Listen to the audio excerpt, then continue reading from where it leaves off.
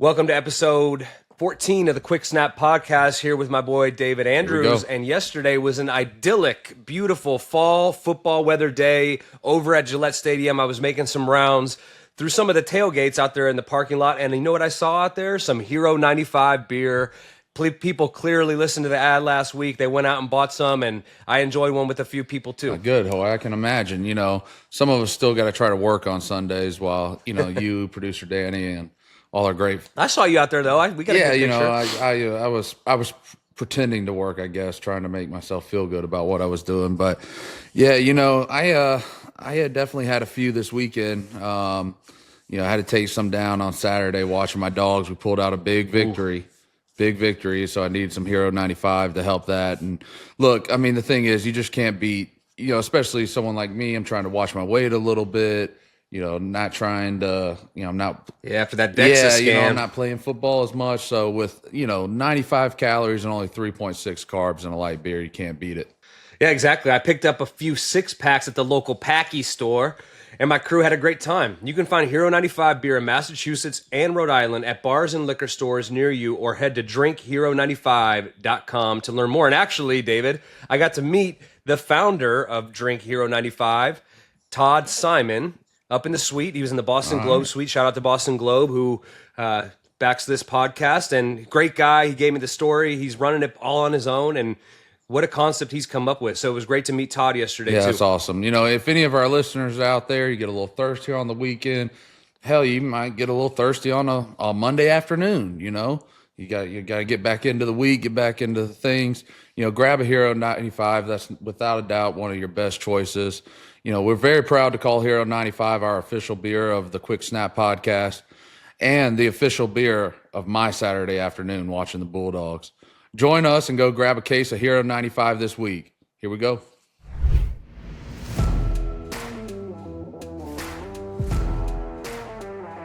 All right, here we go. A little recap of the game yesterday. Hard-fought game, but in the end, I think the veteran quarterback Stafford and the Sean McVay-led Rams was just a little bit too much in the end. I thought, just some quick thoughts off the top of my head, I thought Drake Maye, one of his best performances of the year. He looked so comfortable. And the thing to me, David, that I watched as I was watching that game is the identity is kind of coming to light here. It's downhill runs. It's Hunter Henry, Austin Hooper, Kendrick Bourne, Pop Douglas in the pass game, and then Ramondre, with the run game, also in the pass game. I thought they did a good job of mixing it up. There was some quick snaps with the screens. There was some down the field passing, and Drake using his athleticism. I know the one got called back, but those are the plays that everybody gets excited about. Rolling to his right, finding Hunter in the middle, and Hunter does such a tremendous job. We talked about him on this podcast when he was on, just the feel that he has for the game, and it was great to see our boy KB get involved early. We talked about his dancing. We got to see a little touchdown dance and even a little nice handshake he had with Drake after that one. So, I mean, you're right. And it was great to see KB. And we had KB on. We talked about leadership and all that stuff and whatever. And watching him, last week, he doesn't get any time. He doesn't play. And then he responds this week, right? And, he could have easily gone in the tank, thrown a, pouting fit, whatever it may be. We've all seen those things happen, right? No, what does he do? He comes back in this week, works his tail off, gets back out there, and makes some impact plays for us on the football field. And that, to me, was a great, sign of some veteran leadership from him. Things aren't going my way. All right, what am I going to do? Am I just going to, cry about it, or am I going to go out there and do something about it? And that's what he did. I think. Well, not only that. I mean, you look at last week after the Bears game. Who's the happiest guy that the team won? KB, and that's why I think there was such a great response to him being on this podcast, because in a long format, people were able to see. I don't know how many people I talked to yesterday at the game and said, "Man, I love that KB segment," because we got to see he brings joy to anybody who listens to him, just like you and I talked about. And so whether he didn't play one snap or yesterday was a huge contributor to the offense, I mean, he's going to bring that energy no matter what. And I think for me watching the game on the sideline and, when we did things to stay ahead on the down and distance, right, and move the ball forward, we had success. We scored points. It was when, we do things to hurt ourselves. Now those are drives that are stalled. We had the strip sack. It's things like that. And, that strip sack drive, is maybe a difference in the game, and it goes back. We never know.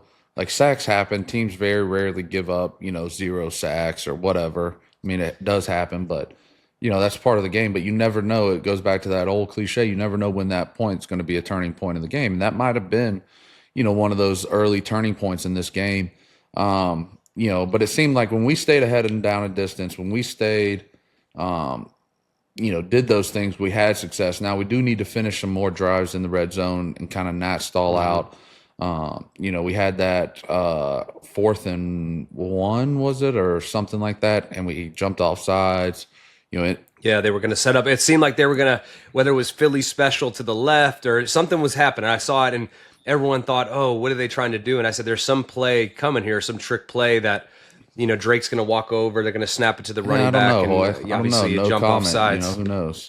Yeah, it's all right. You don't need to say anything. I'm just the media guy speculating, so don't worry about it. But, it's things like that just, have to kick a field goal on that drive. If we go for it there, get the first down, we're, right there in scoring range. So, and I think when you look at it, the Rams did a better job. Now, they did help us out on defense. They extended some drives there with some penalties. And, I thought for the most part, we played very disciplined, and they didn't play very disciplined on, defense, and they were able to kind of, scratch it out. But you look at their offense, they did what we wanted to do in some, circumstances. Like, I think they had like 7 or 8 third downs, which is really impressive. So they skipped a lot of third downs.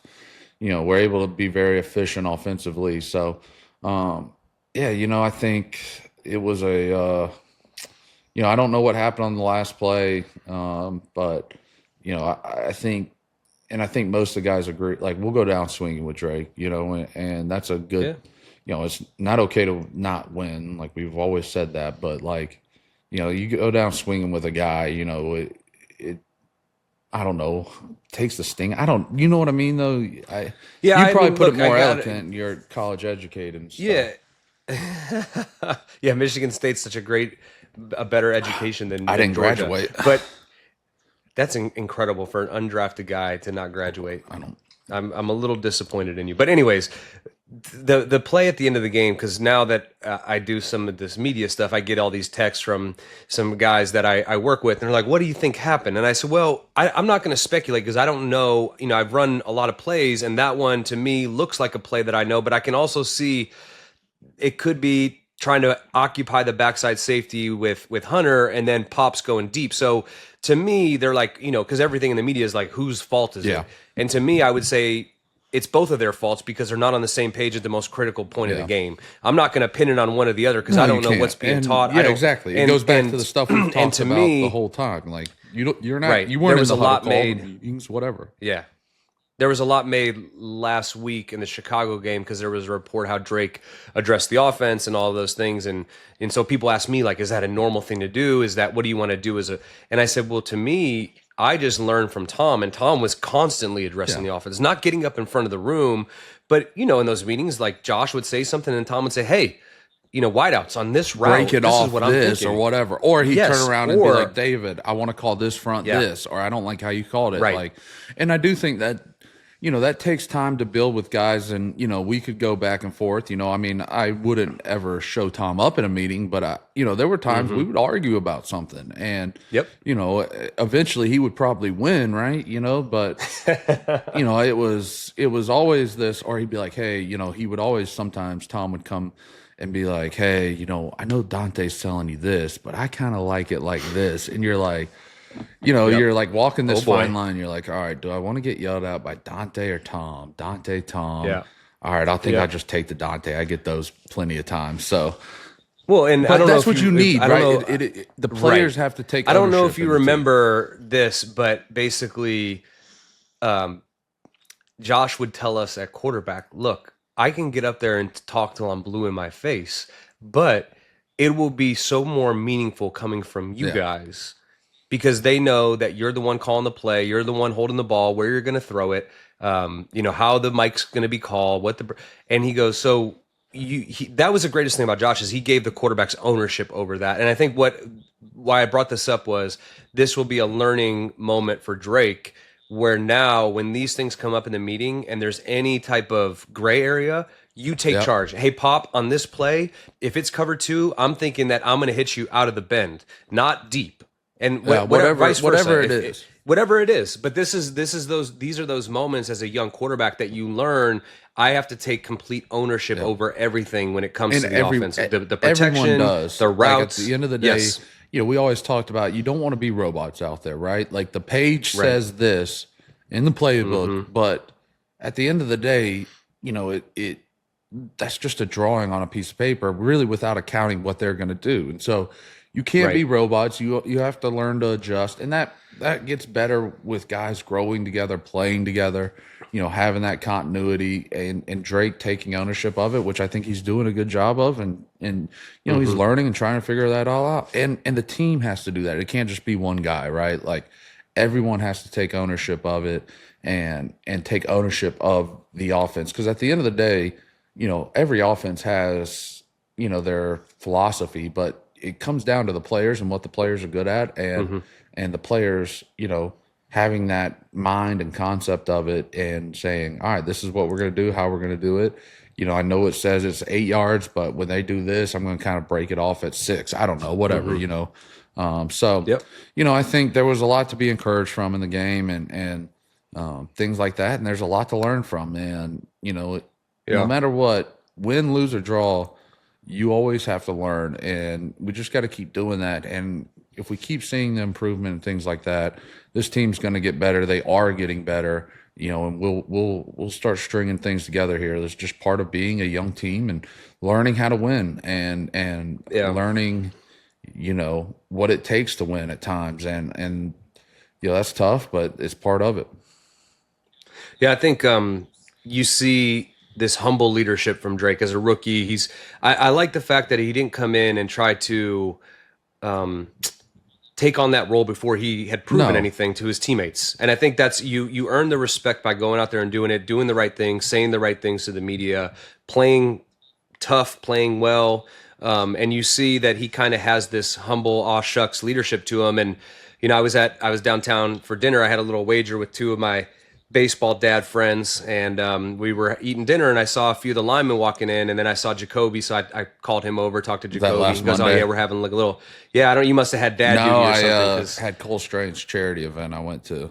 Oh, okay. So, but it's good to see, that, and I read somewhere that that's going to try to be a regular Monday night thing. Take the offensive line out for dinner, and just building those things, and that's a way to do a quiet, humble leadership things where guys just are more endearing to you. And obviously, you and I played with Tom, who I don't think there was anyone who ever played with him that wouldn't look and talk about him glowing. I mean, it's very hard. No. I couldn't think of one person who didn't have a great relationship with Tom because he related to everybody. Yep. And I think to see Drake doing that at a young age, the fans in New England should be really excited about that. I know the results aren't coming on the field, but you're building something. And I think part of my media job last week when I did the pregame show on NBC Sports Boston, these guys want to act like, oh, should you tank? Should you do this? I said, listen, you don't tank ever. No.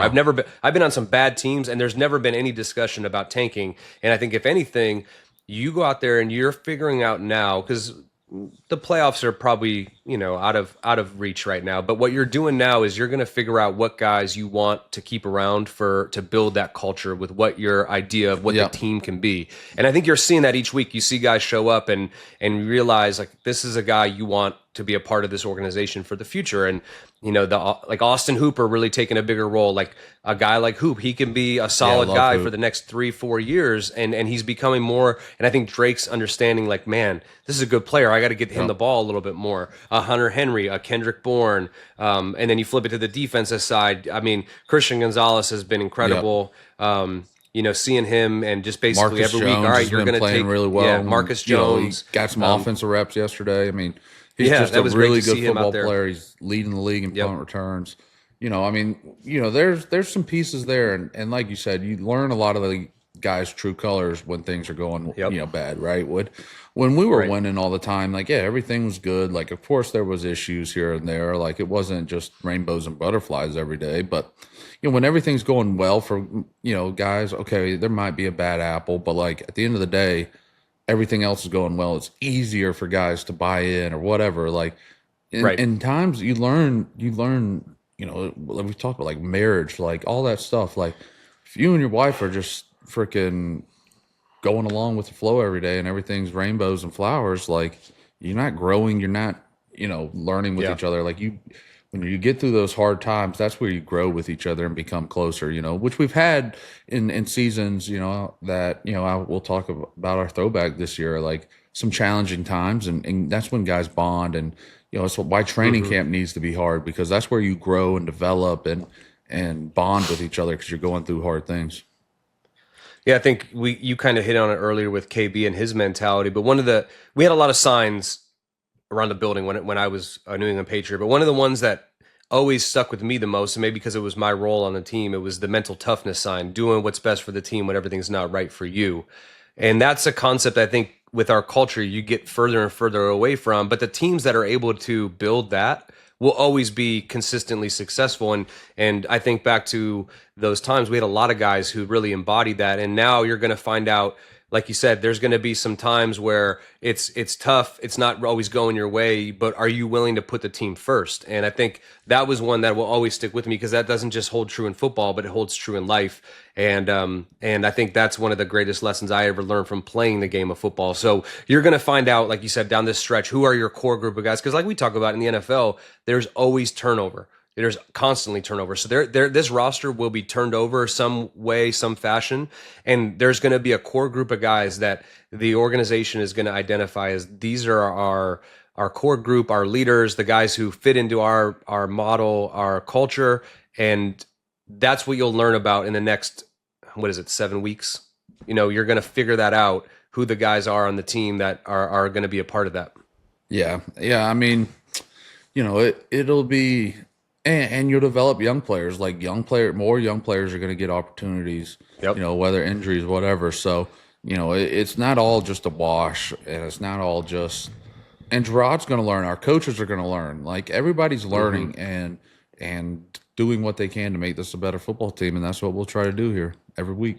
Yeah, before we move ahead to the Miami preview, I do want to flip sides to the defense a little bit, because it was a tale of 2 weeks. One going against a rookie quarterback, and then the next week going against a guy, 16-year veteran, Georgia Bulldog, Matt Stafford. He played such a great game yesterday. They were trying to heat him up, particularly right out of halftime. They brought a blitz zero, and he finds Cooper Kupp for that long touchdown. But you know what I was really impressed with, and the first time watching this guy in person, was Puka Nacua. This guy, the physicality, the one play they had him run in motion, and then he inserted like a fullback through and caught a cross route. And I was like, that's where Sean McVay is so brilliant coming up with plays, because he has a guy who's capable of doing that. And he was tough. He made us throw on the sideline. Me and Jacoby were standing right there, and we both looked at each other, because it looked like it was going out of bounds, and it just dropped right in the hole. And it's little throws like that when I watch the game, and it's like, yeah, there's the running and the 78-yard bomb, whatever, but it's little throws like that. Like I think that are just, you're like, wow, what a ball, And, he'll go down as one of the top 5 throwers of the football of all time, in my opinion. We were there, and Garrett's playing quarterback, and I said, listen, I just want you to watch Stafford warm up. Just watch this guy. He's just so pure and so effortless for those throws. But then when he needs to hum it in there, he's got the arm strength, and it's his 16th year. It's just, he has such great mechanics, and then the basically the seen it all mentality. There was nothing that seemed to really surprise him out there yesterday, which we saw the week before. No, Everything he's surprised seen it Caleb all. Williams. Like, so you get to that point, and you start. That's why veterans are really good football players, because they start to be like, all right, well, look, like here comes that. You've seen the clips of like mic'd up where quarterbacks be like, I know you're not coming. Here we go. Come on. Like, whatever it may be. Like, guys just understand that. And, a lot of our guys are younger players or guys that haven't played a lot. So they're learning that on the fly, and it'll make them better in the long run.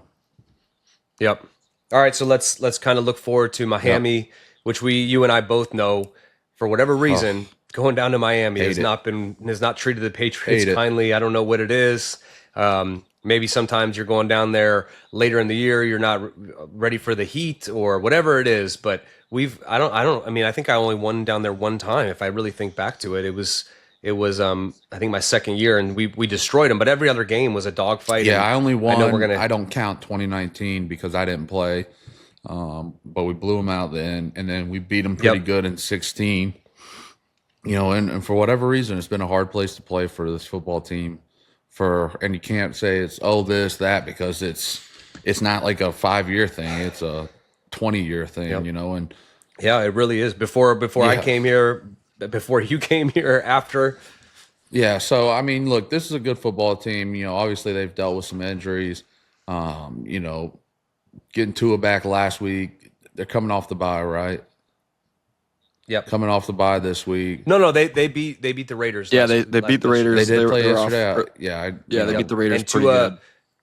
okay, they beat the Raiders. So, Tua's getting some more reps under his belt. And obviously, look, this is an explosive offense, and that's what they do. And what makes their offense interesting to me is when you watch it, a lot of it isn't shots. It's like, play action, 15-yard in cut that Waddle or, Jonnu or Yeah, Jonnu looked good yesterday. Yeah, He had a Jonnu on a touchdown. drag. Like he was always great with the ball in his hands, or Tyreek on a 15-yard in cut that turns into a 65-yard touchdown. So got to do a great job defensively tackling this week. That's my big thing. Like, they'll hit those plays, but it's like don't let the yards after catch become, because that's to me where they make a lot of plays. And then defensively, it's a good defensive front. Very experienced with Zyler and Calais Campbell in there. So be a big challenge. They get after the quarterback really well, in my opinion. And obviously, for Drake, it'll be interesting because it's kind of his. He didn't play against Miami, obviously, but it's, I guess really the second time now with the Jets, but kind of the same situation. Like, that's the one thing that's interesting about the NFL because you play these teams and then you get to play them again in your division, obviously. So, Right. we will have better tape. You'll kind of have an idea of what they did against us, what hurt us. And they're looking at the same thing, right? Like, hey, if this pressure, they struggle with that, you're going to see that again. And maybe it might be a little wrinkle, but whatever. So, it'd be a big challenge and a great opportunity to go down there and division game and try to win and just keep trying to build. That's the biggest thing is you can string wins together. I think we're playing better, but now it's just learning to win and making the plays when you need them, when they matter most. That's what this league's all about. It's the small margin of error. And, it was the Miami game was the Polk catch, right? The Yep. So like, Yeah, that was the last game that Jacoby started. so like that and was again, that it goes right back to that margin of error, right? It's so small. So, it's a great opportunity, and I'm excited for him. Now I'll say this: that last game, the Dolphins didn't have Tua, and I saw someone say this, like, if you really want to give the MVP award out, like the stark contrast of how the Dolphins were with Tua and without Tua is actually crazy, because he came back and no one really knew, after that concussion he's dealt with them, like what it was going to be, and he's come back and I mean, yesterday 288 yards, 3 touchdowns. They've won a bunch of games since he's come back. It's just amazing that he makes that much of a difference to a team, but they're winning football games again, so it'll be interesting. And like you said, last time these two teams met, Tua didn't play, Drake didn't play, so it'll be a completely different look. And I think this is a great chance to bring Danny in and tee up our Boston throwback game of the week. And look, they all can't be wins that we got to talk about here. So, But here we go. The Miami Miracle, 2018. Last play of the game, Gronk's playing defense. This was just absurd. This is actually the first walk-off touchdown in NFL history to involve multiple laterals. So the first pass was from Ryan Tannehill to Kenny Stills. Kenny Stills lateraled it to Devontae Parker. And then he lateraled it to Kenyon Drake, who just ran around a bunch of people, ran 50-plus yards, passed Gronk, dove in the end zone. They won. I was watching back the clip. I think Frank the Tank from Barstool was in the first row, like slapping helmets, which made me laugh. But yeah, the Dolphins beat you guys 34-33, and it was an interesting end to a final game. Yeah, that was a tough one. You know, I think we struggled down the stretch a little bit. We probably talked about it that year, and you know, lost in Tennessee, lost this one. You know, we lost 2 early to Detroit and Jacksonville. You know, and then struggled down the stretch here, and you know, it was a game where, you know, offensively we scored. Did we score a touchdown late to go up, Hoy, or what? Yeah, I think we did. I remember that was a game. It was back and forth. I remember. I'll never forget this play because it was a throw that. Well, no, the touchdown pass that Tom threw to CP Cordell Patterson. Charles Barkley. And it was one of the Charles Barkley, and he, you know, that was when we had CP, who was kind of this hybrid, and we kind of played him as a fullback, but in 11 personnel, 11 personnel's 3 receivers. So we bring CP in, and we had a little package where he actually would play fullback at the wide receiver position, and then we had this play action pass off of it. And generally, as you know, David, where would the ball go on the Charles Barkley if it was Gronk? The first read? Yeah, Gronk. So they covered Rob, the safety jumped Rob. And this is where, I mean, there's just plays in my memory that I'm like, how did Tom get to this guy? Because it was never practiced that way, but he just went through the read. He saw the safety dove to take Gronk, and he threw a missile to CP. One of the hardest throws I ever saw Tom make, and it was like one of those things like, man, we got everything's working for us right now. And so it was this back and forth game. And I don't remember, I know where I was standing during this Miami Miracle play. I don't know where you were, but I remember I was kind of right there where Kenyon Drake had the ball. And instead of trying to score, he was kind of just running through, like looking to like, where can I pitch this ball? And everybody was covered for the pitch, but no one was taking Drake. And I was like, oh my God, he's going to just keep running. And then obviously Rob was back there, which I remember thinking like, I don't even know if Tannehill can throw. No, I mean, they were this far on their side of the, our side of the 50. You know, I mean, it was even Danny. You saw it. What yard line were they on? Yeah, like Tannehill was on like the 30. Yeah, which makes for me no sense. Why was Gronk in the game? Because it wasn't a Hail Mary situation. Well, that would be like a 70-yard in the air throw, even if he got back up to the line of scrimmage to throw it 70 yards. I mean, capable of doing it, but it was a unique strategy to do that. And I mean, look, coaches make mistakes too. Like, and you know, I remember, like, you know, it was one of those things when we scored to go ahead, we were like, oh, thank God, you know, got him. Because they couldn't kick a field goal. We were up whatever they were. They couldn't kick a field goal, I remember. So we were like, you know, we won. This is good. We're getting back. We're moving a little bit here. You know, and then that happened. And that was just like one of the most, I don't know, surreal, nightmarish plays. You know, you felt like you were sleepwalking, walking off the field, like, hold on. It almost happened like in slow motion. Like, hold on, that happened. We just lost. The positive is you're having to go talk to the media. I don't know. The positive is you guys won the Super Bowl that year. What's the positive? Well, yeah, I mean, obviously. Well, we lost the next week too. Remember, Dave? We lost to Pittsburgh. That was a tough game. That was a slobber knocker. That was, like you said, we've talked on here, like finding your identity, and like those 2 games kind of, we went in and then we're like, look, we're going to run the ball more. We're going to do those things. And then we didn't lose again. So, I mean, it's sometimes you need those to kind of look in the mirror and figure out, you know, what do you got to do to improve and keep moving on. No, I remember when we got our rings, looking at the 11-5, I was like, God, Mackenzie, we stunk like this year. You know, like I told her that. I was like, you know, which is wild to say at 11-5 and winning the Super Bowl. But that was another just great weekend in Miami and the Miami sun. So, you know, just so much fun. Something about the water down there or something for the Patriots. But we'll see. I mean, let's hope that maybe the Patriots have a Patriots miracle down there this week. The best is, like, you know, I wouldn't say Bill's like very superstitious, you know, like very obviously superstitious. Yeah. It was always funny because we always would like stay in different places. Different hotels. You know, it was like, oh, let's change the mojo here. And it just, I don't know. I think I stayed in a different hotel every time I I've played stayed there in for a the lot of them Patriots. in Miami, that's for sure. Remember we stayed on the beach Yeah, one I mean, time, it's then we just- stayed over, and it was like we stayed in like and an then, office for me, park one time. Like, it's, Yeah. I've been all over the place. So, all right, man, we just had an awesome interview with Blake Griffin, and it's super cool just to have someone. And I love having the different sports. I know we're a football podcast, we're football guys, but to me, it's really cool just talking to different guys in different sports. And he was able to come on and talk a little bit, and what an awesome career. I mean, I remember getting the NCAA game in college with his freaking, face on it at Oklahoma. before NIL. Yeah, before NIL. Yeah, he would have made some NIL money, that's for sure.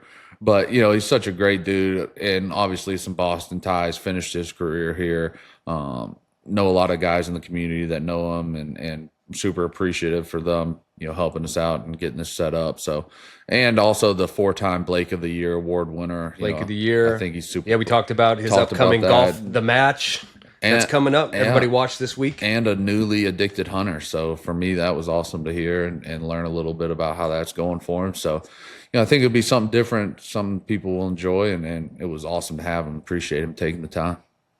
Yeah, I've watched his career for a long time. Like we talked about, we both became professionals the same year, 2009, but always watch him from his time in LA, Lob City, and then obviously seeing him finish his career here in Boston. Just a great guy, and we get to see him now in retirement doing a bunch of different things. Part of my take, and I know you mentioned Blake of the Year, well deserved for him because he's by far my favorite Blake right now. Yeah, definitely. So looking forward to it. Hope y'all enjoy it. Welcome back. We got our special guest this week, Blake Griffin. Blake, thanks for coming, man. We were introduced through some mutual friends here in Boston with the Corey Griffin Foundation, and we appreciate you taking the time, and obviously some Boston ties. You finished your career here. Talk a little bit about that. It's like me and Brian were just talking about. It's become home for us, and I've spent our whole, most of our career here for Brian and my whole career. So, talk a little bit about it, playing for the Celtics and your time here. Man, I tell everybody, my time in Boston was like special. I think like the fans, you play there as an opponent, and you're like, man, these guys are loud, but you don't realize how passionate they are until you get to that city. And I played in LA for the Clippers. I played in New York for Brooklyn. So I was always sort of on a team, and in Detroit, we weren't quite at that same level. So Boston was kind of like the first time I experienced like the entire city. Yeah, absolutely loving the every team there, but basketball for sure. Like during that season, it was wild. I mean, it was just from top to bottom. Organizationally, they were great. Fans, they were great. I really loved the city. Really enjoyed my time. I was super happy for them last year. Did you live in the city? I did. I was like just north of Boston Common. Oh, okay. Yeah. Oh, awesome. Yeah. It's we had Patrice Berger on a couple weeks ago, and that was something we talked about. Just, I don't know, man. I haven't played in a lot of, obviously, like I said, I haven't played anywhere else, and it's just really cool to see a city so bought into every sports team, and for every sports team, maybe not having success at the time, but has had success, and been a storied franchise throughout their, careers. And, that's something really cool. And it's cool for us. We've had a great relationship with the Celtics and all the other teams. And, you go to a Celtics game and there's always usually some Patriot player sitting courtside. And that was something really cool for me because I'd never done that. And, you go watch these games and see other professional athletes that are just completely different, and we played with a lot of big guys, but it's just very different watching some of you guys. And because you see you on TV and you're obviously very in shape, and then you're like, dude, these dudes are huge. And then I'd get to the game and obviously everyone's, enormously tall, but guys are lean. And that was something that was like so interesting to me, like seeing certain guys and just being like, and also I thought Steph Curry was like 5'8", and Steph Curry's taller than me. Like I thought he was like. That's like when I go and meet people, they're like, "Man, you're a lot taller." I'm like, "Yeah." When I'm surrounded by a bunch of 6'6" offensive linemen, I look like a shrimp. So sure, Steph's gonna look, compared to a Blake or a LeBron and guys like that, they look small. But then you meet them in person, and it's all relative. Yeah, it's so interesting to see. Yeah, Well, Blake, I wanted to go ahead. Sorry. Go ahead. I was just saying, I feel the same way. Like when I go to football games, I also tell everybody, like, if you're going to go to a basketball game and if you have the opportunity to sit on the court, sit on the court because it's a completely different experience. Even like great seats, like 15 rows up, right, are like a very different experience. Like when you can feel how fast guys are moving. But I was going to say, I feel the same way when I go to a football game. Like I was at the Oklahoma-South Carolina game, unfortunately, and just like being on the field, just like the very simple kind of ho-hum, handoff, 3-yard gain, tackle, like just those plays alone, you're like, oh my gosh, like they hit each other so hard. Yep. So it's always like that experience for me, like because we get spoiled watching on TV, and it's so easy and comfortable, and you're screaming at guys like, why did he do that? It's like, well, because maybe there's 11 trained men trying to stop him. That's why he didn't score. That's right. So it's always cool to kind of see like have an appreciation for other sports, especially when you get up close. Like that's when you really are like, it's amazing. Wow, it's amazing. Yeah, well, you see guys who've worked their entire lives at the craft. Like I watch you guys when I go to a Celtics game or whatever basketball game, and I grew up in Cleveland, so I grew up and I'm a year younger than LeBron, so we would go over to the Cavs arena and watch him play in high school. And sometimes as a professional athlete in a different sport, you're like, man, how are these guys so good?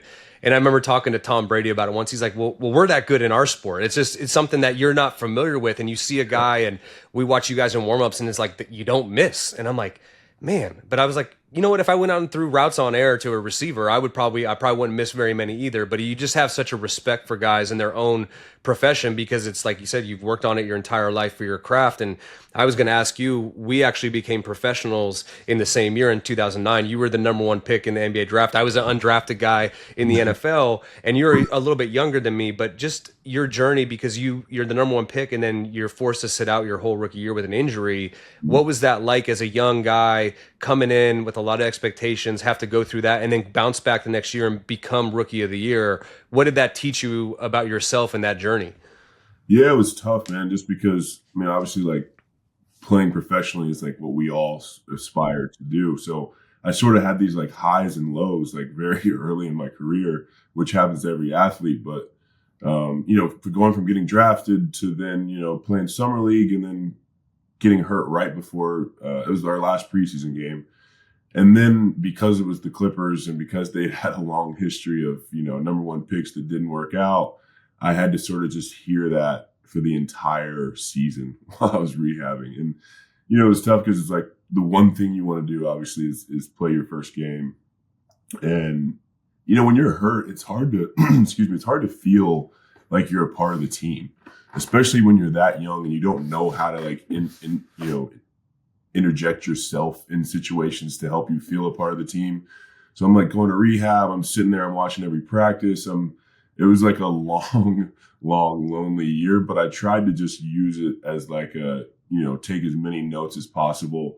I became buddies with one of the video coordinators. So we'd sit there and watch games. I'd go in at night and I would just watch games with them and just kind of listen to like what they talked about and sort of like made these mental notes of like how I wanted to, be prepared for the next season. So while it did suck, it did at the same time, I tried to make it somewhat useful, and sort of learn that whole season. And it was good to like, have a full year of, I was watching every home game from the bench. I didn't travel with the team, but it did sort of give me an idea of what it's going to be like. So I guess from that perspective, it helped a little bit. But it was a long, lonely year for sure. How old were you when you went to the NBA? I just turned 20 when I got drafted. So we were talking about that. That doesn't happen in football. You have to play 3 years in college. No guys skip college. And I don't think it is interesting because I don't think I've never seen a football player and been like at like a freshman in college and like, yo, this dude's ready for the NFL. You know, I don't know, that receiver at Alabama this year is pretty darn good, and he was only 17 when he started. But it is true; it's such a physical sport. But it is an interesting take, David. Like basketball, obviously, I mentioned LeBron. He was one of the last guys straight from high school to NBA. But there's clearly guys that were capable of doing it. yeah, it's just it blows my mind. So, and from a maturity standpoint, I mean, you're just given, college is one thing, and then obviously you didn't play in like this NIL and all that stuff era. We didn't either. So money was very different, and then. I don't know, maybe at Oklahoma they were handing out some McDonald's bags or something, but and then you get to the NBA and it's like, boom, here's this giant paycheck. And it's just, I mean, it's a lot to deal with, so talk a little bit, just about that transition, being young, growing up, learning all that, I mean, it's a wild thing to me. You can't even buy beer and you're making $1 million+ and, and living in freaking LA. Yeah, it was, I was thinking about, like, I went back for my sophomore year and just the maturity level, not like forget basketball, just like the maturity level from 19 to 20 for me was huge. Yeah. And I can't, I just don't understand how guys, come out after their freshman year or they came out of high school. It's just, I don't know. I felt I felt like much more of a man when I was 20 than I was 19, weirdly. I mean, you just grow so much. During that time, but honestly, man, the getting hurt part was sort of, in a way, again, it probably helped me a little bit. Just so focused on rehab, and I was so determined to get back from that injury. Having to hear that you're going to be a bust and you're going to be like every other, Clippers player that didn't make it. That was motivation for me. So it kind of kept me focused. It was just constantly on my mind. And, when you're a rookie, dude, you're I lived a mile from the practice facility. All I did was either go to rehab, which was right by our practice facility. So I would go to rehab, I'd go to practice, I'd go home. Mm-hmm. I'd have some of my buddies come out when they could, sit on the couch, watch games. I wasn't going out. I wasn't doing anything. I couldn't get into Hell yeah, you'd still have to use a fake ID.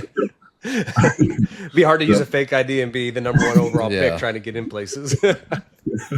Yeah. I remember the night my 21st birthday, I walked into this place and this guy goes, "Come on, man, I know you're not old enough to be in here." I was like, "No, it's my birthday."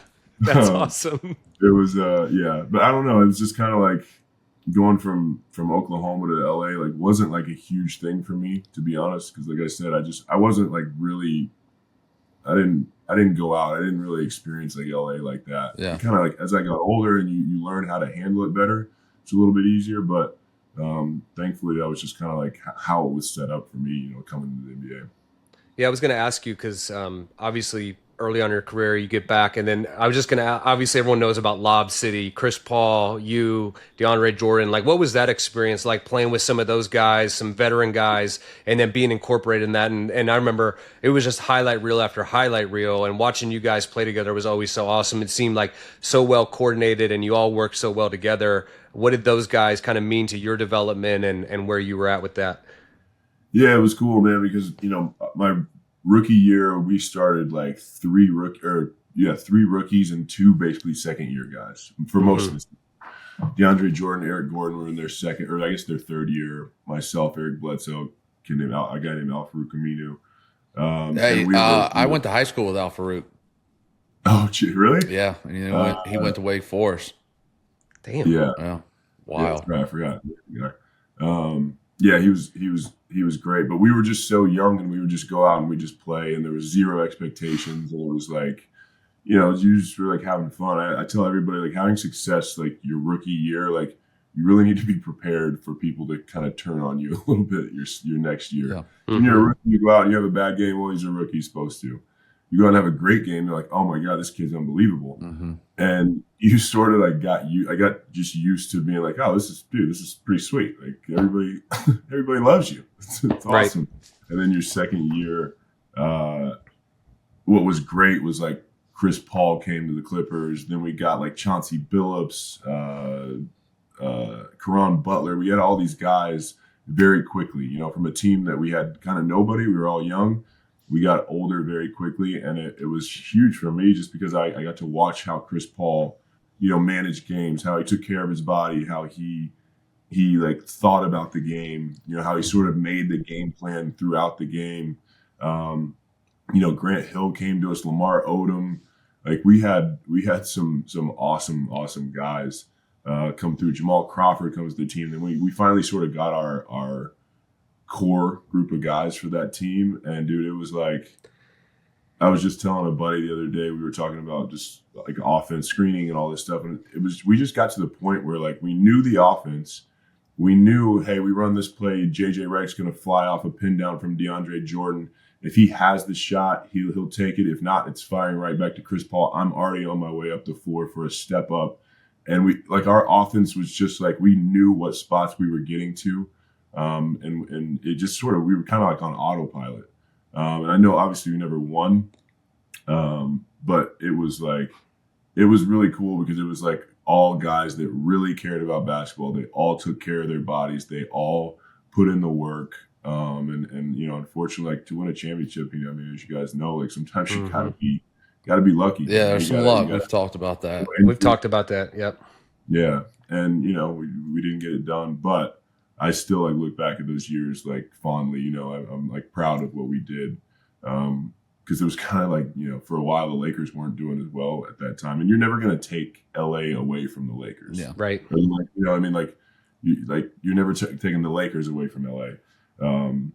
So it was just fun to kind of have that run, during that time and sort of build the building blocks for I guess what the Clippers, hope to be in the future. Yeah, that new arena looks pretty sweet though for the Clippers. I think that would probably maybe pull some people to that side. Yeah. I mean, they I think they needed to.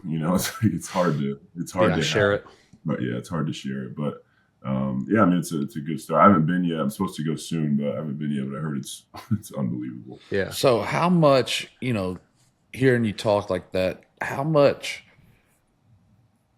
I didn't play a lot of basketball. I was a fat 6'2" white guy, and I still stink. But so how much? You were talking about like, oh, everyone knew the offense, the plays. Talking about the picks, all that. How much is that stuff like scripted and practiced? Because in football, like there's really not a lot of like free play. Like we do, we walk through these things. We're drawing these things up. We're practicing them all week. 2-hour practice Wednesday, 2-hour practice Thursday, hour and a half practice Friday. Walkthroughs before every practice. All these meetings. It's very different, and when we were talking to Patrice, it was like, you guys play so much, we play 1 day a week, and we're spending all this time to try to run one play right. And, you guys are playing so much during the week, practices aren't, crazy. And how much is that just like you guys going out playing with each other versus like really like scripted type stuff? You know what I mean? Like, and alley-oop, like you guys are practicing those in the gym, or like that just kind of like, hey, I know he's going, I'm throwing it up, like, you know what I mean? Like, yeah, I mean, it's like you have like transition, like sort of things that you do in transition. Yeah. You have early offense, which means like the first like it's basically like the initial get into an action is like early offense for us, and then you have your plays, your sets. So we run 5-on-0 all the time in practice. Like 5-on-0 it's just you do it every single day, and then you do it before shoot arounds. You do it so you know your plays, right? But then really what it is, I think probably more like for a quarterback, like progressions. Yeah. Like that's sort of how we look at it. Like we know, like I was just saying, like if JJ Redick doesn't have this, he might put so you just start to figure out guys' tendencies, but then you also figure out the progressions throughout a play. You figure out, our options, and then it's all spacing. So we're all just trying to move around and space the court out as best we possibly can. So, I mean, it's a great question. I honestly don't know how to completely answer it. It's a mixture of knowing the playbook, knowing guys' tendencies, knowing what guys like, and trying to help guys get into the spots that they want. Yeah, like you talk about like a quarterback perspective, like okay, you got to come up and you kind of have a set ideas. People have to have certain. That's the one thing I always, when I watch a basketball game, the spacing between you there's never where an area where two guys are in the same area kind of covering each other up. Which, as a quarterback, when I watch football now, doing some of this media stuff, like we use this term, and Brady got killed for it, for using it on air. Like, one grenade kills them all. Like, you're going against his own defense, and you have three receivers in one area covered by like three guys. Like, you can't do that. So the spacing element of basketball, I can relate to that. But also, you come up, is it man or is it zone? And then what type of zone is it? How are you going to move? But like you said, you watch you guys play, and it's just, it becomes so effortless, and kind of the same way you're describing. Like, I don't really know how to describe it. Like, we just kind of feed off each other and know. Like, some of the best games I ever have played a quarterback, like after the game, I'm like, man, I really don't remember that play. I just felt it, and I knew the guy was going to be there. And you kind of just build that relationship with guys. And it's pretty incredible to hear you list off like that team. And like, now JJ Redick's the head coach of the Lakers. I mean, that's gotta be weird for you. Like, I'm at the same age where Gerard Mayo, I played with him, and Kevin O'Connell, who's the head coach of the Vikings. I play with these guys, and now they're becoming head coaches. Like, same for you. A guy you play with is a head coach now. It's got to be wild. Yeah, it is. It's like, I mean, yeah, he was doing his podcast, he was doing TV stuff, and it's just weird when you start to see somebody like in a different job, I guess, than you originally got to know them. But I mean, JJ's like he's like I think he was probably the best hire that the Lakers possibly could have made. Tough team to coach, tough city to coach in, but you can just tell by how he thinks the game and how he sort of structured his workouts. The way he went about like preparing was so regimented and so like it was down to the T, and that's kind of how a lot of us are. And it's funny, like your like pre-game routines that everybody has, everybody has their thing. It's funny, like over time, I'm sure you guys have this, like your routine sort of fits side by side with somebody else's. So you're always doing the same thing at the same time, or you're like, I don't know. It's funny how just like that kind of works. But I say that just because like JJ's was so meticulous, and he was such a hard worker that you could see he's going to be a great coach. But it is weird seeing, guys you play with literally, coaching LeBron, or even a guy who came into the league after LeBron. Yeah, right. It's wild. That's wild. What do you tell him? Like, I don't know. Like, what do you coach him on? Well, David's head coach, literally, he used to block him in practice. I played how weird is that? I mean, David's hurt right now, but like, he literally would take him one-on-one in the A gap, and now there he is in front of you coaching. So it's like you said, there's certain guys that you play with that you're like, man, the way this guy prepares, he'll be a great coach. And so you're not surprised by it, but it's still weird when you see him up there, Yeah, it is weird. Like, does JJ call LeBron sir? Well, they were doing the podcast together, right? Mr. James, could you please not turn the ball over, please, or whatever? I don't know. It's a big, and I hate this debate because sometimes I'm just like, can we just not like respect what they do, respect what we do, like? But it's a huge debate, and you hear it all the time, especially in football locker rooms. Basketball, guys love basketball, and whether it's we have three rules that we shouldn't talk about in the locker room: arguing about politics, religion, or LeBron James versus Michael Jordan, or Michael Jordan versus anybody, because it's just going to lead to chaos. But a lot of guys like, oh, I could have gone. You ask like a football player, like guys in the locker room, like, oh, what would you do? Man, I would have been a hooper, and it's like, no, you wouldn't. You're 335 pounds. Don't say that. Are you referencing Trent Brown? Is that who you're referencing? Anybody. Shaq used to. Shaq. My right guard when we were kind of in our run of Super Bowls, he was named. It was Shaquille Olajuwon Mason. Now he was a hell of a football player. He's still playing. But this dude was like 6'2", 340, and just a pulling guard of your dreams. And he was just like, man, I'm a hooper. I'm like, no, you're not.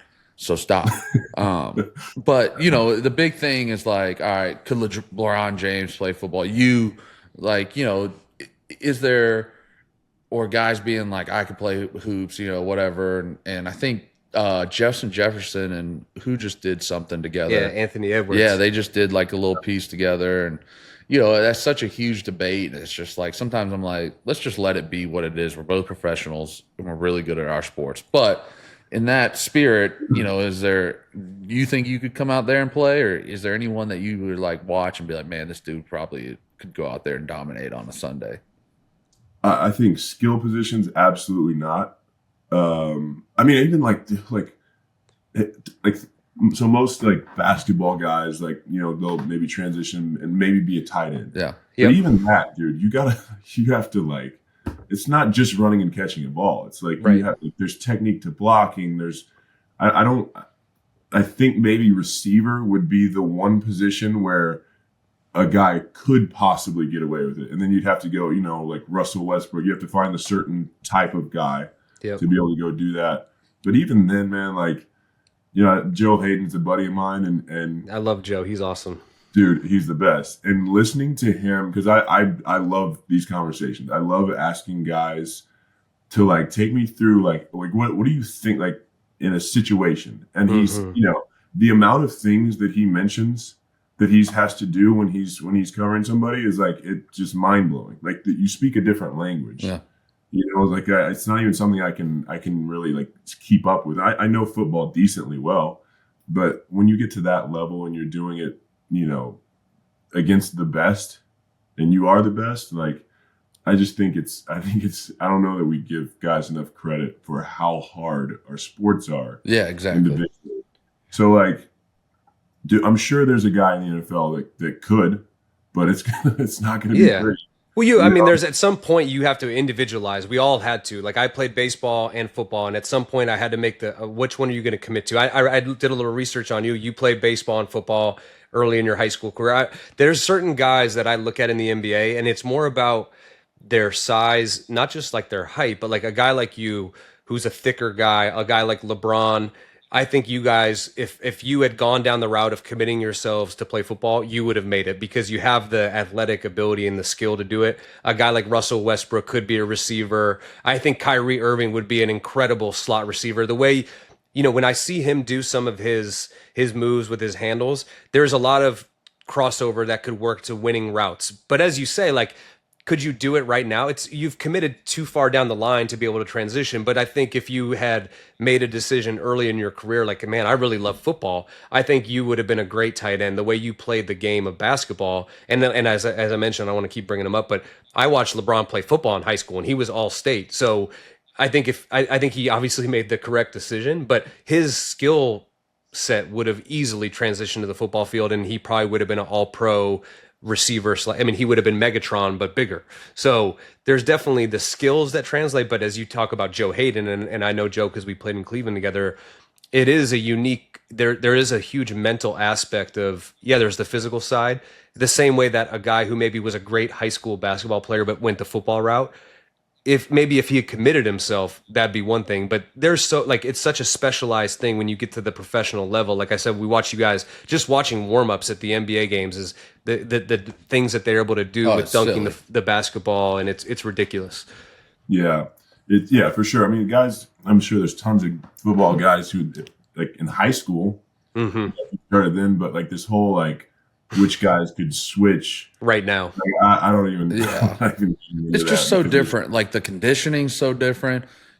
Basketball, you guys aren't carrying any pads, but you're up and down the court and running. And what blows my mind, guys want to say that, look, we got grass and turf we play on, right? And grass is 10 times better than turf. So these jokers go out there and complain about how sore they are after playing on turf. I'm like, these assholes are running on freaking hardwood floors. Wood floor, back and forth the whole game. And you're complaining about artificial turf? So, like, let's see how their knees and ankles feel, and hips or whatever. Like, we're complaining about one day on turf.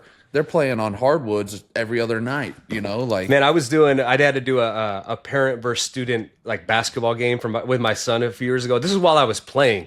And just running back and forth in that one game. And I was in good, like, football shape for a quarterback. And I was gassed. So to see you guys go up and down the court nonstop, I mean, that, like David said, that's a totally different type of conditioning than what we're used to. Because most plays in the NFL last about 3 seconds. Yeah. I mean, there's no, we say this in basketball all the time, like there's no substitute. Like you can't get in basketball shape without actually just playing basketball. Right. Same thing with football. There's no conditioning drill that truly simulates like Another man I putting his hands on you, like leaning on you, the cut, the yeah, stress, but I it's the think physicality of like having. It's not just the like moving no, yeah, laterally forward. It's the also having to like bump somebody or even just like keep somebody from walking you down. Like it's just like incorporating all that into yeah. like conditioning Well, it's impossible to recreate. Well, that is interesting to me because, you can't simulate football in the off season. Like no football players, yeah, they might train together and lift and run, and maybe there's a quarterback running routes on air with receivers. Tom used to do that all the time, I know. But, you see all these basketball guys in the off season, and everybody plays pickup. Like you talk to some football players, they're like, "Oh, what'd you do this off season for conditioning?" "Oh, I hooped. I just played basketball," which is great. Like, but I think that's interesting in basketball. And I train with a lot of the hockey guys up here in the off season, in times, and I watch. They'll go out there, they'll lift, and then they'll go out and they'll skate with each other and play their sport. Some, like it's not as physical, but they're working on stuff. And then in basketball, you see you guys playing in the off season. How much of that stuff did you do, or was that like, because I know when football's over for me, like I'm like, all right, I ain't blocking anybody, I'm not putting my hands on anybody until they make me, and it'll get going again. But how much of that did you incorporate? Did you find it useful? I think it's an interesting difference. I would do so like first couple weeks after the season, I would just do nothing, Yeah. and I'd slowly get back in the weight room, and then I'd get back on the court. But then in the beginning of the summer, I would kind of just do individual skill work or just kind of like dummy one-on-one, not really one-on-one, but just like a trainer with a pad. Mm-hmm. Just sort of simulate and get your footwork a little bit better, slowing things down. And then usually I would say like August, you start playing pickup again, and the runs aren't as good. But then what was great about LA, man, you go to like, you could go to UCLA and they have 3 courts there, and there's, 35 NBA guys. That's cool. And you're That's sweet. just playing games. So you kind of do king of the court. Like you lose, you stay on. You win, you stay on. You lose, you go to a different court. And you can go up there and you play for 2 hours. And that's pretty sweet.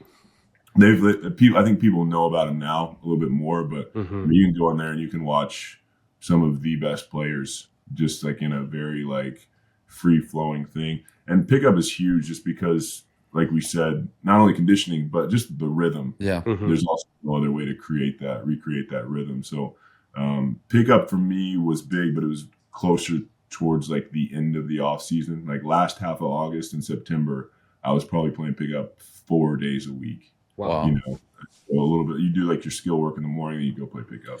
I got a question about the king of the court. Like, is it like recess? Like you pick teams. Like, all right, I'll take Blake. You guys get Russell Westbrook. like is it like a captain, and then you pick like boom, boom, boom, or how does that work out? Yeah, so like if like at a place like UCLA, there's like a guy who kind of like helps organize, sort of. But then also, like the Toronto Raptors would always come out and work out in LA in the summer. And so they would bring like whoever was in town for them, they would bring their 8 guys. So then those guys will play together. Yeah. And then if you're not there with a bunch of teammates, usually if you're there with a teammate, they'll put you together. But yeah, you just kind of try to like. That's pretty sweet. You go center, point guard, shooting. You try to make it a little bit even.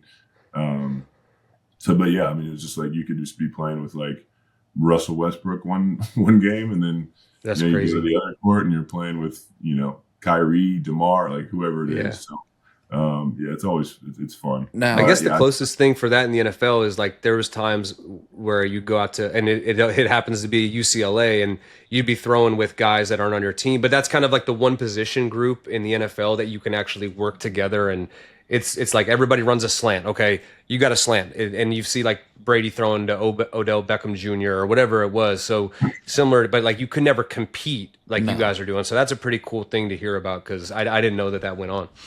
You not see that on Instagram, Brian? You too old? I didn't. I'm a little old for this. So I'm trying to get. But now I'm doing podcasts. I got to get up on social media. David, you never did pickup blocking in the offseason? Hell no. I remember one time one of our D linemen was like, "Hey man, you want to do some like And we had our old O-line coach name was Dante. He's probably the greatest O-line coach to ever coach. Now, Blake, he was about 5'5", 60-something years old, and he was the meanest SOB you ever met. Mm-hmm. And so I never did drills by myself because I was like, dude, I'm not going to form bad habits and then have him just read me the whole month of April and May. So I just worked out, conditioned, got in shape, and tried to get healthy after the season. But one of our D linemen was like, hey, do you want to do some, like, we were training. He's like, you want to do some one-on-ones together? I was like, if you touch me right now, I'm going to kick your ass. Like, no, I don't want to.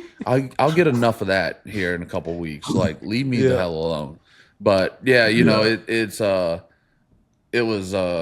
very interesting to me. But you've won a lot of awards in your career, right? And the dunk champion, all that stuff. But what about the Blake of the Year? Is that your proudest award that you've ever won? 2 times? Absolutely. Four times. Golly. 4 times. Come on, David. Come on, dude. My bad. Yeah. Sorry. I asked a question about it, and I don't even know the actual results here. No, yeah, 4-time. That was it's it's funny, man. I'll go places, with some buddies, or if they've never been around me, like I went to the PGA. What was that? The Tour Championship at East Lake in Georgia, and I'm like walking around with a buddy who we play golf together, but somebody yells Blake of the Year, and he's like, "What is that?" And so I explain it to him, and he's like, "They'll just yell at you," and I was like, "Dude, you will hear it no less than 60 times today." And he goes, "No way." So we started counting, and in like 2 hours, we got to like 78. It's just like one of those things that like people love for some reason. And the Pardon My Take guys are hilarious. Oh, they're. Have you seen Gruden now with them on? They hired Gruden. That's gonna. Did you see where he had the guys from Barstool come up and he would be like, "All right, so tell me how you cover Travis Kelce." He's like, "Oh, I'd put the corner over the top," and he's like, "That's the worst, absolute ridiculous thing." I mean, having Gruden on there, and I played in Vegas last year, so I talked to a lot of the guys who had him, and they absolutely loved him, and they would tell me all these stories. And now seeing him on social media and doing these things is absolute gold for us football players, because hearing these Barstool guys come up with these random things. And I got to do Pardon My Take with those guys last year, and they are awesome, hilarious, great guys. So to see you on there with the Blake of the Year stuff is always so fun. I saw something with Gruden. They had Jersey Jerry, Big Cat, pulled up a tweet where Jersey Jerry said he was going to kick John Gruden's ass or whatever, and Gruden's just like sitting there. I was dying laughing. That was because everyone says this, like like you said, like everyone's like, "Oh, why? How did he not make that shot or get the touchdown, whatever it is?" And it's like everyone's got their Twitter fingers and everything, and then when they put him in the room and pressed him, I was dying laughing at that. But yeah, the Blake of the Year stuff, that's funny, man. They do a great job. It's a unreal podcast. Everything Barstool's done's been blowing up. I wanted to transition with you, Blake, because you're kind of I'm in a similar situation, done playing probably, unless someone calls me for the last 3 weeks and I can add to my pension here. But just what your transition is like. You're obviously, we've seen you on Pardon My Take, other things you do, and I know you're big into investing in companies. We get this email every week, and every time I see Blake Griffin on there invested into this, but just getting into that space and what you've done in retirement. And then I want to ask you, as a sneakerhead, I being a Jordan guy, like, what did that mean? Because I'm a big sneaker guy. I went to a sneaker convention out here with the Patriots quarterback Jacoby Brissett, and just was that like a lifetime dream for you, being a basketball player? Yeah, I mean, obviously, like, we won't get into the Jordan debate, but being such a massive Jordan fan growing up, and becoming a Jordan athlete, it was like it's pretty awesome, but it's also insane the amount of shoes and clothes. So every month you get a shipment of the stuff that comes out, like the following month, a couple months later. And it's like, I remember the first time I got the shipment, it's like 20 giant boxes. And I'm opening up every single thing, putting every single shoe away. And now I just don't have space. So, people who wear my size are pretty fortunate. But what size you wear? I'm 16 or 15. Yeah, David, you ain't fitting in those. Brian, I wear 15. You do? Yeah, I got There we big go. feet, dog. But you got fat feet, though. I don't know if you're fitting I in don't Jordan know 1s. why we had to say that, but thank you. It's just true. It's true. Okay. Cut that out. Cut that Yeah, out. we'll edit that one. But yeah, being a Jordan athlete was like truly like a dream come true, and it's a great brand to be a part of. It's like you're kind of Nike, but you're not really Nike. Yeah. You're Jordan. You know. Well, what I mean? Joe Like, Hayden was Jordan, right? Joe Hayden. Yeah. It's crazy to see now his influence in the football world, because I remember when Steph Gilmore signed on to be a Jordan Dante athlete. Hightower was a Jordan athlete. And Hightower, they would get those shipments you were talking about. And one time he just opened up, it was the Dior ones. And I was like, you get those for and he's like, yeah, I got the Travis Scotts, everything. And everybody was like, yo, let me get an extra pair. Yeah, dude, it's like people are always hitting you up, and it's like, you know, the ones that they want are the ones that are hardest to get. Of course. What's crazy though is for a long time, not so much now, but the hardest Jordan to get guys and the most requested, like from my buddies back home, were the golf shoes. Yeah. Everybody wanted the golf shoes, and they didn't make a ton. Like I got some from my buddies a couple of times, but it was like the hardest shoe to find, even for us. We call it reps, and those things just fly off the shelves, and they're not making as many as they are, you know, in like the retros or all that. So it was, yeah, I've had to put in plenty of ass for the golf shoes. But yeah, I mean that like towards the end of my career, I started investing early on. I remember I read this article about, you know, guys who were, you know, taking equity in companies instead of doing this, and so that like kind of piqued my interest early, and I just started doing that, and it sort of just kind of got my mind thinking along those lines. And then, you know, as you go, you know, you're continuing your education, right? I was always like trying to figure out. There's still like I still have financial meetings, and I'm like learning stuff every single day. There's not going to be enough time for me to get that down, but I just think it's just so important for guys early on. And I tell all young guys, like, hey, like, I know it feels like you're going to play forever. And obviously I'm talking to two guys who have played forever. But like, that's just not the case for everybody. Yeah. I mean, we all know that stat, like the average career in what NFL is like 3 years, maybe 3 and change. Yeah. Basketball, I think 4.5 or something like that. And people are so shocked when they hear that. And I'm like, that's because the guys you hear about are the guys that are the best guys, and they play for a long time. So you just assume that everybody's playing for a long time. So, you know, for guys to like make sure they like find something they like early on, because you know how it is. It's so much easier to be able to get into a room and have a meeting with so-and-so and whatever, you know, field you want to do while you're playing. So setting that up was super important. And that's kind of just what I focused on, you know, in the off season is making sure I had something to do once I was done playing, and that makes that transition easier. Yeah. You kind of go from like, you know, so much structure 9 months out of the year to then, you know, you had a bunch of free time. So I deal with that. And golf. It's smart to plan ahead, and in that way, when you get to that point, like I'm realizing now, like you're ready to go. I think the one thing we should probably cap this off. You got a big match this week, I heard.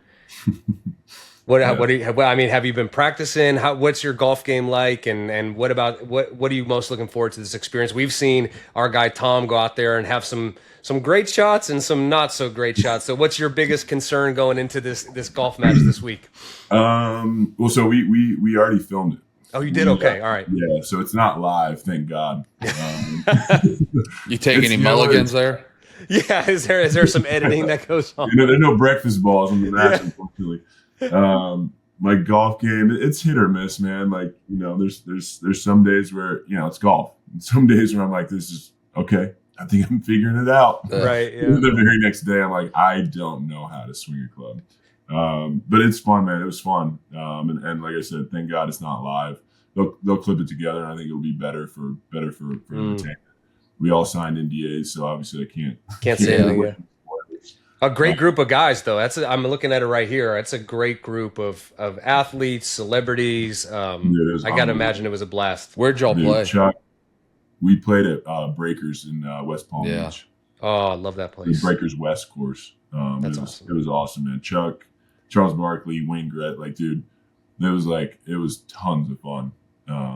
So hopefully people enjoy it. But Oh, we'll enjoy it for sure. I gotta. I mean, with your height, I mean, what do you have to get, like an extra 2 inches for your clubs, or what? What is that? we're plus 3 inches, Plus 3, yeah.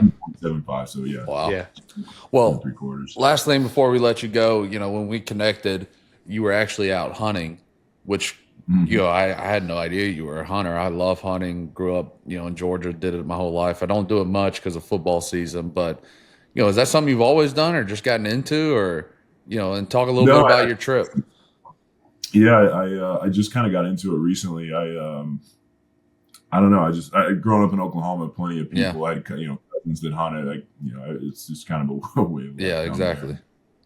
It always intrigued me, but just never really had time, right? Yeah. And I just went on my first hunting trip for elk, and it was awesome. I'm hooked, and it's not something I'll do every week or month, obviously, but Right. It's cool because you just kind of get to take a trip. I'd imagine for me, it'll probably be 2 or 3 times a year. Yeah. And it's something to look forward to and educating people too on how it works. Yeah. You're not just out there just doing it for no reason. Oh, I mean, have you had elk before? Or? Elk tastes amazing. Yeah, I've had it It's before. amazing. But I got a bunch of meat coming, so I'm excited. Were you rifle or archery? Archery, yeah, bow. What bow? Oh, Matthews, Hoyt? I actually have bow tech. I had this guy come out Okay. named Aaron Snyder, who's one of the better archeriers. Yeah. I don't know, bow hunters in the world. And he fit me, and we tried different ones. And for my draw length and poundage, I was about to say it's got to be. That's a long draw length. Yeah, Bowtech kind of fit the best for me, Yeah. or what he thought. I didn't really know, so I was just kind of trusting him. But it's a good bow, and yeah, man, those things fly, dude. Dude, there's something, and I mean, to get an elk that, I turkey hunt a lot in Georgia, and we call it the poor man's elk hunting because it's very interactive, similar, it's kind of run and gun. I've never been elk hunting because it's always in the fall, obviously, but the elk bugle, turkeys gobble, there's this, interaction that goes into it. So when you get an animal, and a turkey's, a 20-pound bird, but when you get an animal like an elk that close for archery range, they're bugling, whatever it may be. I mean, that's got to be an unreal experience to see that large of an animal that close. I mean, I can't imagine. It's nuts. And just being out there, you find some tracks and you stalk for a while, and then you hear a elk call. Yeah. And you're like, holy shit. Yeah. I mean, I've heard they rattles the thrill. forest. Oh yeah. It is nuts, dude. And it's you kind of do that thing where you stop, and I was looking at my guide what do we do now? Keep honking. Oh shit. All right. So I just shoot it up in the air and hope to hit it. It was dude, it was pretty awesome. I'm pumped for my next one now. That's awesome, man. Well, we appreciate the time, man. I thank you for making it work. You're out there at 7 a.m. LA time. So we appreciate it, man. It means a lot. And appreciate all the work you've done in Boston, with the Corey Griffin Foundation and stuff. That's been a huge part, of me and my wife. So we appreciate it, man. Thank you for the time. This was fun. Yeah, this is awesome. Thanks, Blake. Yeah, thanks for having me, guys. Appreciate it. All right, we're back. We had to take a little time out. Our producer, Danny, they've given me a lot of crap for my technology uses. Now, Danny's supposed to be the brains behind this operation, and this guy can't work his computer to save his life, and he gives me crap. So, I think this is fitting, right? What goes around comes around. You just got to grind every day like I do, trying to figure this stuff out, instead of like Danny sitting on your high horse thinking you got all the answers, because that's when you get beat by someone like me, just grinding it out day by day. So let's get to our Around the League. Hoy, why don't you start us off here with our hero of the week? Yeah, we're going to start off this segment with each week we're going to talk about the hero of the week, the player around the league that made a difference in his particular game. And I think this week it's brought to you by Hero 95 Crisp Low-Calorie Lager, only 95 calories and 3.6 carbs. Go find a hero at your local liquor store, and your friends will thank you later. Head to drinkhero95.com. Hero 95 is brewed for the hero in you, and this week's hero is Josh Allen. What he did last night put the team on his back, the game-sealing 26-yard touchdown run on 4th down to do everyone around the league a favor and hand the Chiefs their first loss. I mean, this guy is just one of a kind, and he's well deserving because I think it was in a meaningful game at the most meaningful play of the game. He steps up, and it was an unreal run. And I think people here in New England, that's their hope down the line, is that Drake Maye is able to make some of these plays. So I think he deserves it. I think for me, I haven't hid my love for the way he plays the game. He's a true throwback, and he's so physically talented that he has the ability to take over the game. Even his touchdown pass, rolling right, throwing it back across his body. I mean, he put the team in play to win this game. And I think the one thing that I loved in his post-game press conference, he has the mentality, he goes, look, 9 games isn't going to get you anywhere. So he's still hungry for more. He realizes, he even said it, he goes, we'll probably meet this team again in the playoffs. So he's wise beyond his years. He's played a lot of great football. And as I'm speaking right now with Good Morning Football on, they're replaying this run. I mean, guys just bouncing off of him, a ridiculous run to steal that game. No, and that's a great point, right? Because we've talked about it. Like, the offseason doesn't, or the season doesn't matter. You just got to get to the playoffs and go from there. Like, that's the only thing that matters, is getting there, and then what you do for those next 3-4 weeks, whatever it is, that's what matters. And so that's right. And I mean, that team knows that because they've had a lot of really good years and getting to the playoffs, and they haven't gotten it done yet. And so it'll be a big challenge for them. They got, they're going to have to play some really good teams going forward in the playoffs. And, but they're playing really good ball. They have a really good defense. I think Coach McDermott's a really good coach. And I think offensively there was, some questions this year of what they were going to do. Mitch Morse, their veteran center, left, and some receivers, Diggs, all that. So, it's been, it's hard because I don't like the Bills, but, I'm trying to word this, but it's hard giving them credit, but well, I'll say this in a weird way. They're kind of building off of the Patriots model. I mean, it's not a bunch of big name. I know they have the big name quarterback and they traded for Amari Cooper, but defensively, they lost Poyer and Hyde. Tre'Davious White is gone. It's a bunch of guys. Jermaine Johnson, they lost. Yeah. And Milano's been out. I know he just started practicing again this week, but did he? Yeah, and so it's not a bunch of guys that are going to be, Pro Bowlers, all-pro guys, but they play together as a team really well. Yeah. And I'll say this, having analyzed them, when Joe Brady, their offense coordinator, took over last year, they've made a more conscious effort to run the ball more. And so with Cook back there, yeah, they have a good back. Really good back. He's a Georgia guy, right? Yep. His brother is Dalvin. Florida State. Yeah, Florida State. So they pried him away from following his brother, huh? Yeah, NIL, baby. There you go. But yeah, I would say the Bills are kind of have this model where it's not, obviously the quarterback's a superstar, and I would say Amari Cooper's, trading for him adds to that, but it's not a bunch of big name guys, and they're winning week after week on just playing good football, team football.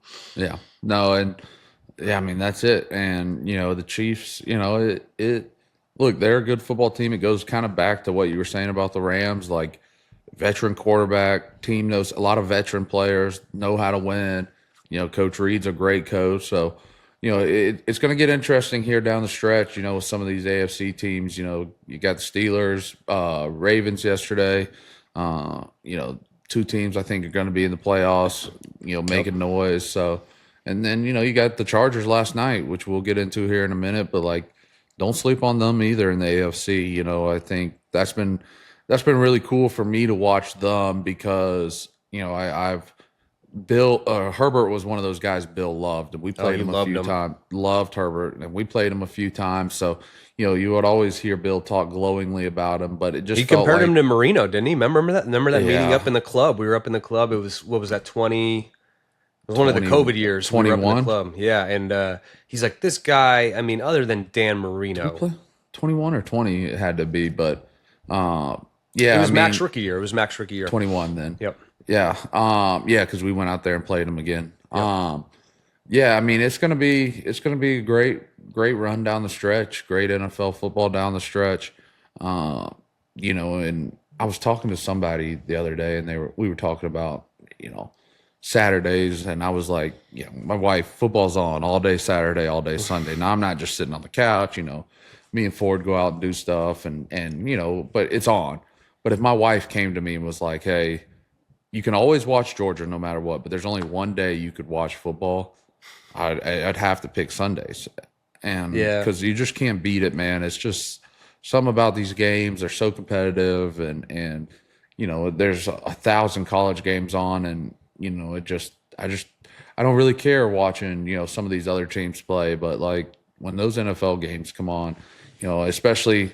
We've had a couple road games. I've been all day Sunday watching football, a little different when you're at the games, you're not really watching these 1:00 ones. So, but it's just, you can't beat it, man. The competition, the game, the quality of it is just awesome. But I think the Chargers are a team not to sleep on. I think it's been, like I said, cool to watch Harbaugh come in there and have this effect on Herbert, and seeing him have success, I've enjoyed it, because I've heard a lot of great things about him as a guy from guys that played with him, and felt like he was getting some disservice done with some of the coaches he's had. So seeing him have success, I've enjoyed that.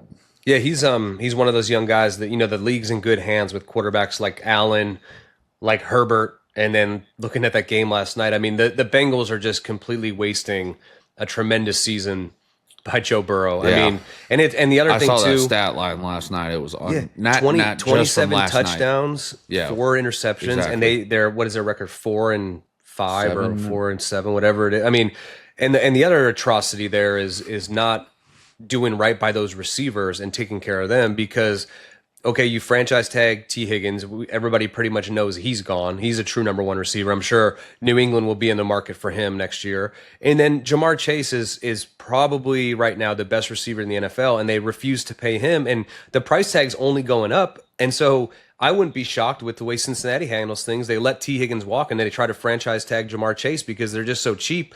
But in reality, what those guys mean to that team, they did the same thing with the safety. Is it Jesse Bates went to Atlanta? Yeah, Atlanta. They don't take care of their own players. Now they paid Burrow and did right by him, but these receivers are ridiculous. Like, do the right thing and sign these guys, because that's what makes Burrow go. And even with T. Higgins out the past few weeks, I mean, he threw 5 touchdown passes last week without T. Higgins even out there. So just a waste of a magnificent season by him.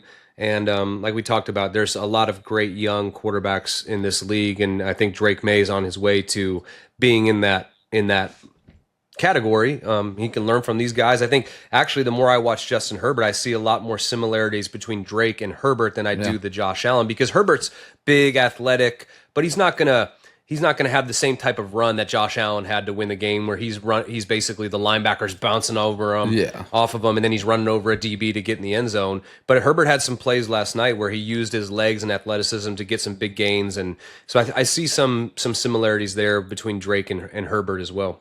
Yeah, no, it's going to be interesting to see. Like I said, I mean, you got the Lions rolling the Jags. I mean, not much to talk about there. I mean, yeah, but I would say they bounced. I mean, Goff threw 5 picks last week in the game against the Texans, but I don't and they think still won, and he bounced back. I mean, when you look at their offense, they basically at every position have stud players. Yeah. Laporta at tight end, the 2 receivers, Williams, 2 backs, and Amon-Ra, and the 2 backs, and Ben Johnson is will be he could have been a head coach this year, and he stayed with Detroit, and you can see the continuity that he brought back with all of those guys who were all there last year.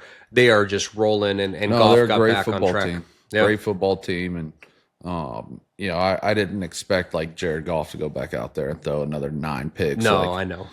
But good bounce back for him. 52-6. That's a rarity in the league, but it happens. Yep. Yeah, and then staying in the NFC North with the Packers playing the Bears, a heartbreaking loss for the Bears, who obviously laid an egg against the Patriots, and then they go and in position to win the game, and the field goal is blocked and they lose. And Matt LaFleur continues his win streak over the Bears, 11-0 against the Bears since he's gotten to Green Bay, which is a wild stat. But we banned producer Danny from talking, but because there's technical difficulties. But we might need, dude. I don't remember. I mean, we've had 2 blocked. Denver's had 1 blocked last week. Now this, I don't remember what like we need to look up the stat of what's the most blocked field goals in a year and they've taken out a lot of the rules to you allow can't them, go over the center. You can't go over vault. the center. You can't push. You can't vault. You can't pin them down. Like, it's interesting, and I don't know if it's just guys not taking it serious or what, but are taking the play off and whatever. But man, a lot of field goals blocked. I just feel like haven't heard about them that much in the past. So And I a little think interesting there. the last game we should talk about, because it was a huge game in the AFC North, was the Ravens and the Steelers. And that was a true throwback AFC North style game, low scoring game. Grinding. Both defenses playing well. Lamar made it interesting at the end and got him down there, scored. They went for 2.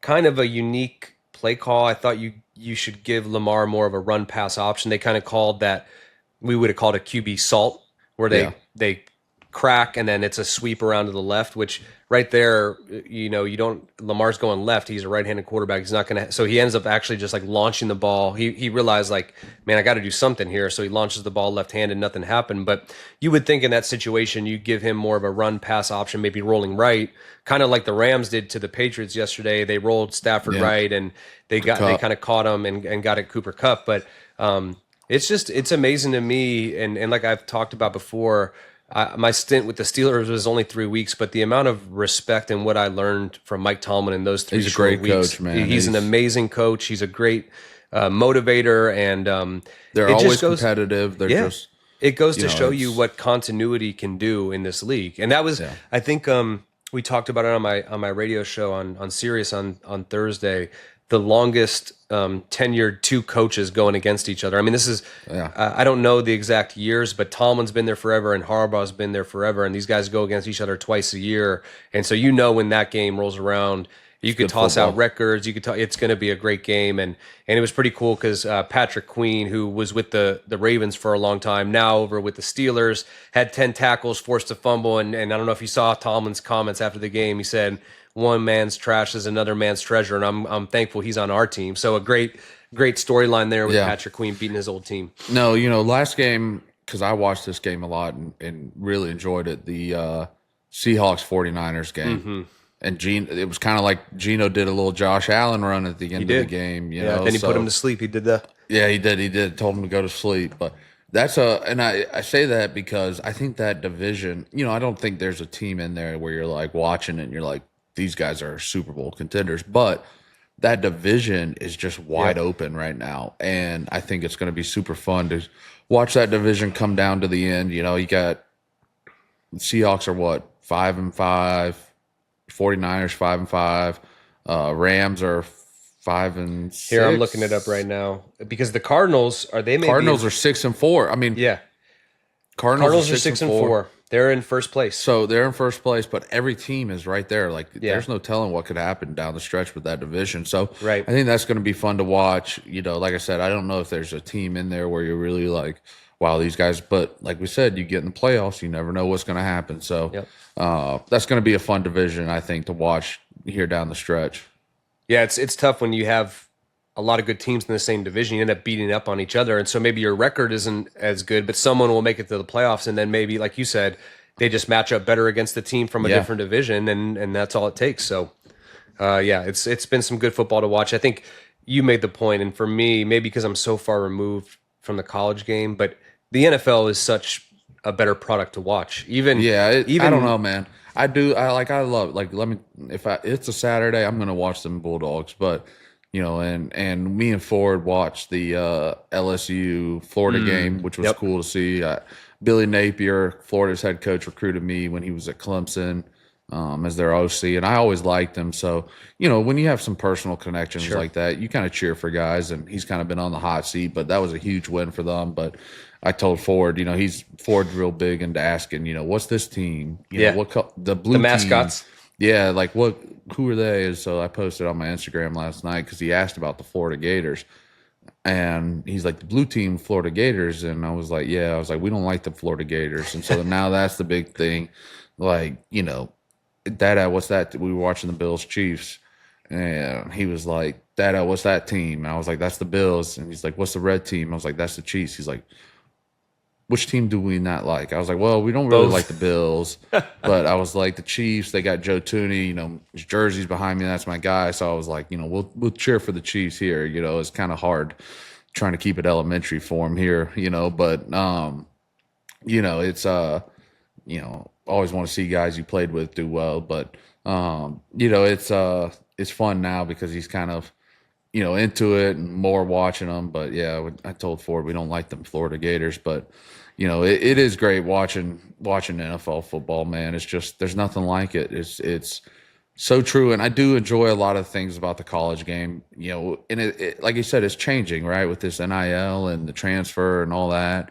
Like, we had a lot of pride, and you played with a lot of guys with pride in Michigan State. And, there was definitely guys, yourself included, that wanted to get to the league, right? But like at the end of the day, like playing at Michigan State was like a dream, and there's definitely still guys like that at these colleges, and but that's what made the college game more special to me because, we all know at the end of the day, I have so much pride in the New England Patriots. Been here my whole career. I love it. I love the organization. I love, from the top down, the organization, the community, all that. So I have some of that pride like I had at Georgia. But at the end of the day, I know it's a business. And at any point, they could come to me and say, hey, it's time for you to go out to the back pasture, and Well, that's, look, we all, the game ends for us all at some point. And so it's funny you say that about the pride about New England, because I played on a lot of teams, and it's funny because I barely even stepped out on the field for the Patriots, but that's the team that I have probably the most pride on, because I was so, it's not necessarily the Patriots, but the people that I was surrounded by and the people I was with. There's a lot of pride in what we accomplish in those things. And so like for my son Garrett, like I wouldn't say he really has a favorite team. He has players that he likes, but because I played for so many teams. Yeah. At that age, even me, I remember like I just cheered for players I like, not necessarily like one NFL team for this super big loyalty, Yeah. Which Garrett's right in that age. Like he probably cheers for Jamar Chase or Josh Allen because we were watching that Josh Allen run yesterday, and he jumped up and was giving me a high five, and it's pretty cool to share those moments. That's at that age. That's what you really cheer for, I remember that, and I think that's why it's funny now because you do see some like kids in New England being like, oh, I like Patrick Mahomes and the Chiefs because they're the best team, and that's what you do as a kid, and it's just like when you meet people in like Texas, that'd be like, oh, I'm the hugest Patriots fan. And you're like, oh, you from there? Like, no, I grew up here my whole life, but they had Tom Brady when I was 12 years old, so I love him. And and I picked it. I saw something the other day. It's like men are funny. They pick a sports team at 12 years old, and they just are blindly loyal to them for the rest of their life. And it's funny because it is true. But I think there is something special about this. Some New Englanders get a bad rep. The area gets a bad rep, especially if you're coming from the South, I think. But, I've grown to love it. And I think, too, for, like you and me, who I like, hell, our families were born here, we've raised, and we grew as men here, came in as kids out of college and grew up and became became an adult, became a man and raised families and got married and all that here. So it'll always have that special pride and special places in our heart. But I don't know, man. It's just, you can't beat NFL football, man. It is something special about it. The product, every team is good and has good players, and it can come down. I mean, like I said, that witching hour of these 1 o'clock games and 4 o'clock games is so real. And it's awesome to see, when it reaches about 4 o'clock, 3:45, man, it's getting really interesting.